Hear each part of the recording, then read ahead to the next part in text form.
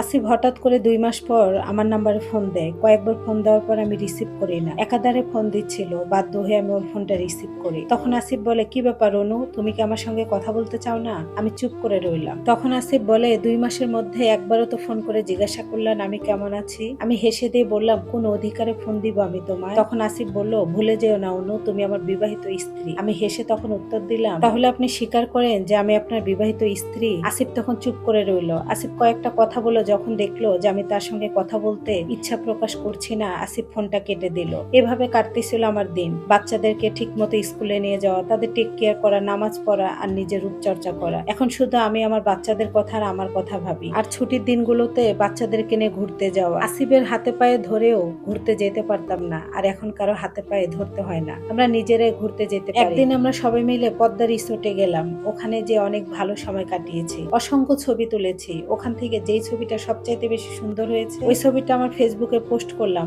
Post করার সঙ্গে সঙ্গে অসংখ্য রিয়াক্ট পড়ে গেল আর মানুষের প্রশংসার ফুলঝুরি। এর মধ্যেই শুনলাম আমার স্বামী আসিফ নাকি দেশে ফিরেছে, আর আমার ননদ ফোন করে বলল আজকেই বাচ্চাদেরকে দেখতে আসবে। আমিও বাচ্চাদেরকে খাইয়ে দাইয়ে রেডি করে দিলাম আর বললাম আজকে বিকালেই তোমার বাবা তোমাদেরকে দেখতে আসবে। বাচ্চাদেরকে বললাম বাবার সাথে কোনো দুষ্টুমি করবে না, বাবার সাথে অনেক ভালো আচরণ করবে। আমি এই কথা বলে বাচ্চাদেরকে রেডি করে আমি বেডরুমে দরজাটা আটকে দিয়ে বই পড়তে শুরু করলাম। আসিফ তো আমাকে দেখতে আসবে না, দেখতে আসবে বাচ্চাদেরকে, আর আমিও বেহায়াতের মতো আসিফের সামনে যেতে চাই না। কাজের খালাকে বললাম, খালা তাড়াতাড়ি নাস্তাটা রেডি করেন, আর আসিফ আসলে মনে করে নাস্তাটা দিয়ে দিবেন। বই পড়তে পড়তে কখন জানি ঘুমিয়ে গিয়েছি, আমি বলতেই পারি না। কলিং বেলের আওয়াজে আমার ঘুম ভাঙলো। আমি ভেবেছিলাম বাচ্চারা মনে হয় দুষ্টুমি করতেছে। যখনই যে আমি গেটটা খুললাম, দেখি দরজার ওপাশে আসিফ দাঁড়িয়ে আছে। আসিফকে দেখে কেমন জানি আমি অপ্রস্তুত হয়ে গেলাম। কিন্তু ওর তো বিকালে আসার কথা ছিল, এত তাড়াতাড়ি কেন আসলো? ও কিছু না বলেই দরজাটা ঠাস করে লাগিয়ে দেয়। প্রচন্ড রাগী চেহারা, চোখ দুটো রাগে লাল হয়ে গিয়েছে। ওর এমন রাগান্বিত চেহারা দেখে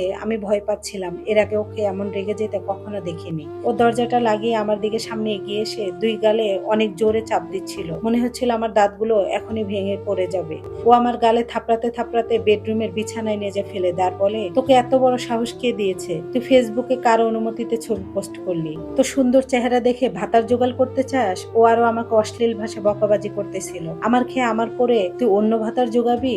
আসিফ এত অশ্লীল ভাষা বকাবাজি করছিল, আমি কোনো উত্তরে খুঁজে পাচ্ছিলাম না। আসিফ তখনও আমাকে লাথি দিচ্ছিল, গালে থাপড়াচ্ছিল। আমি কান্না না করে পাগলের মতো হাসতেছিলাম, আর আসিফ বলতেছিল এই সুন্দর চেহারা দেখে ভাতার জোগাড় করবি তুই? তখন আমি কান্না না করে পাগলের মতো হাসি আর বলি, আমি সুন্দর? আমি কখনোই সুন্দর না। আমি যদি সুন্দর হতাম তাহলে আমার স্বামী কি দ্বিতীয় বিয়ে করতে চাইতো? আমি ফেসবুকে ছবি দিয়েছি, বেশ করেছি, যত ইচ্ছা তত দিব, তাতে তোমার কি? তুমি তো ফেসবুকে ছবি দাও, আমি তো কিছু বলি না। আমি সিদ্ধান্ত নিয়েছি আমি তোমাকে তালাক দিব, আর দয়া করে ডিভোর্স পেপারে সাইনটা করে দিও। তুমি তো অন্য মেয়েকে নিয়ে ঠিকই মজা মাস্তিতে সুখে শান্তিতে সংসার করবে, আমি কেন সন্ন্যাসীদের মতো জীবন পার করব?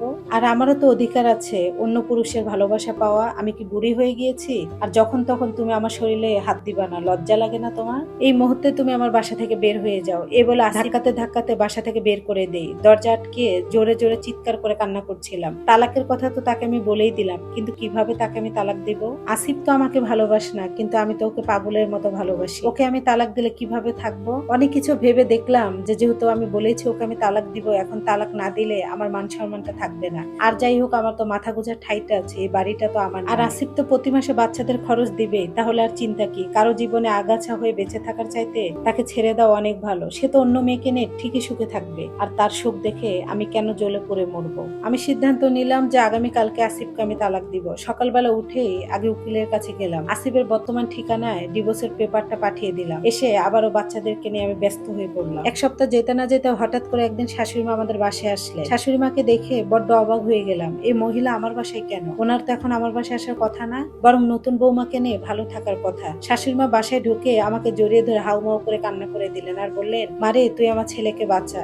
মাকে জড়িয়ে ধরে চেয়ারে বসে বললাম, মা কান্না করবেন না, বলেন আসিফের কি হয়েছে? তখন আমার শাশুড়ি বলে, মারে 3 দিন আগে তোমার ডিভোর্সের কাগজ আমাদের বাসায় পৌঁছে। ডিভোর্সের কাগজ পাওয়ার পর থেকে আসিফ খায় না, কোনো কথা বলে না, দরজা আটকিয়ে 3 দিন যাবত রুমের ভিতরে নিজেকে বন্দি করে রেখে। 3 দিন পর রুম থেকে বের হয়ে আজকে আমাকে জড়িয়ে ধরে কান্না করে বলছিল, মা সত্যি সত্যি কি অনু আমার জীবন থেকে চলে যাবে? আমি অনুকে ছাড়া কিভাবে বাঁচবো? আমি তখন ওকে ধমক দিয়ে বললাম, তুই তো অনুকে ছেড়ে দিয়ে আরেকটা বিয়ে করতেছিলে, এখন আবার অনু অনু করিস কেন? তখন আসিফ কান্না করে আর বলে, মা আমি যখন ওর কাছ থেকে একটু একটু দূরে চলে যাচ্ছিলাম, তখন ওর অভাবটা আমি বুঝতে পারছিলাম। মনে হচ্ছিল আমি কি যেন হারিয়ে ফেলতেছি। আর যে মেয়েটা মেয়েটার সঙ্গে আমি ফোনে কথা বলি, ওই মেয়েটা কখনো অনুর মতো আমাকে ভালোবাসতে পারবে না। মেয়েটার সঙ্গে আমি অনেকদিন আগেই কথা বলা বন্ধ করে দিয়েছি। মেয়েটার এর আগে 2টা বিয়ে হয়েছিল। মেয়েটা অনেক লোভী, ওর পিছনে আমি অনেক টাকা নষ্ট করেছি। মেয়েটা দেখতে সুন্দর হলেও তার চরিত্র একদমই ভালো না। মেয়েটার আগের ঘরে 2টা বাচ্চা আছে। আমি ভেবেছিলাম দেশে ফিরে অনুর কাছে ক্ষমা চাবো, অনুকে বুঝিয়ে বলবো, কিন্তু অনু আমার কথা না শুনে আমাকে বাসা থেকে ধাক্কা দিয়ে বের করে দিল আর আমাকে ডিভোর্স লেটার পাঠিয়ে দিয়েছে। অনুকে তুমি এনে দাও, না হলে আমি বিষ খাবো, নিজেকে শেষ করে দিব,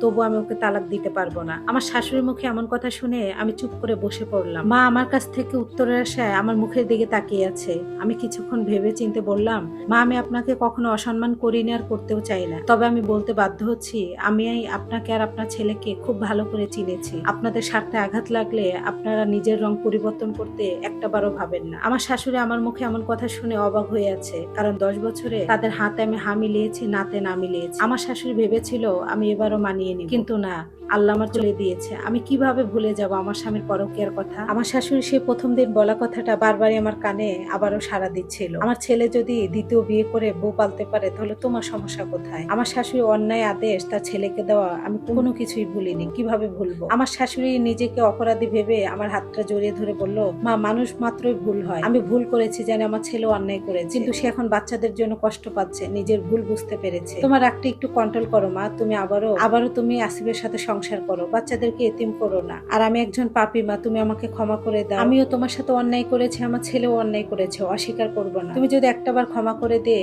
আবারও মিলে যাও, তোমার বাচ্চারা বাবাও পেলো, মাও পেলো। তিনি এই কথা বলে আমার হাতটা ধরে কান্না করে বাসা থেকে চলে গেলেন। মার কথা শুনে অনেক কিছুই ভাবতেছিলাম। আমি চাই না আমার বাচ্চারা অসুস্থ একটা পরিবেশে বড় হোক, আমি আবার এটাও চাই না আমার বাচ্চারা বাবা ছাড়া এতিমের মতো বড় হোক। মার কথাটা বারবারই আমাকে ভাবাচ্ছিল। বাধ্য হয়ে ছেলেকে বললাম, বাবা আমি আর তোমার পাপা যদি আলাদা থাকি, মনে করো তোমার পাপাও আসবে না আর আমরাও তোমার পাপার কাছে যাব না, তাহলে কেমন হবে? ছেলে তখন বলে, মা পাপাকে তো আমি অনেক ভালোবাসি, পাপাকে ছাড়া থাকতে পারবো না, কেন পাপা আসবে না? তখন আমি বললাম, আমাকে ছাড়া কি তোমরা থাকতে পারবা? তখন আমার ছেলে মেয়ে দুইজনে আমাকে জড়িয়ে ধরে বলে, মা আমরা তোমাকে ছাড়া থাকতে পারবো না। বাচ্চাদেরকে বুকে জড়িয়ে ধরে বললাম, আমি তো তোমাদের সঙ্গে দুষ্টুমি করেছি, আমার কলিজার টুকরাদের ছেড়ে আমি কোথায় যাব? আমি কেন এই কথা বললাম বাচ্চাদেরকে রেখে কি সত্যি আমি থাকতে পারবো? আমি কত জঘন্য মা। আমি নিজের কথা হয়তো ভাবতে সকালবেলা উঠেই উকিলের কাছে গেলাম, আমি আসিফকে ডিভোর্স দিতে পারবো না। এই লাইভ স্টেটের পরবর্তী পর্বের জন্য অপেক্ষা করুন। ধন্যবাদ সবাই।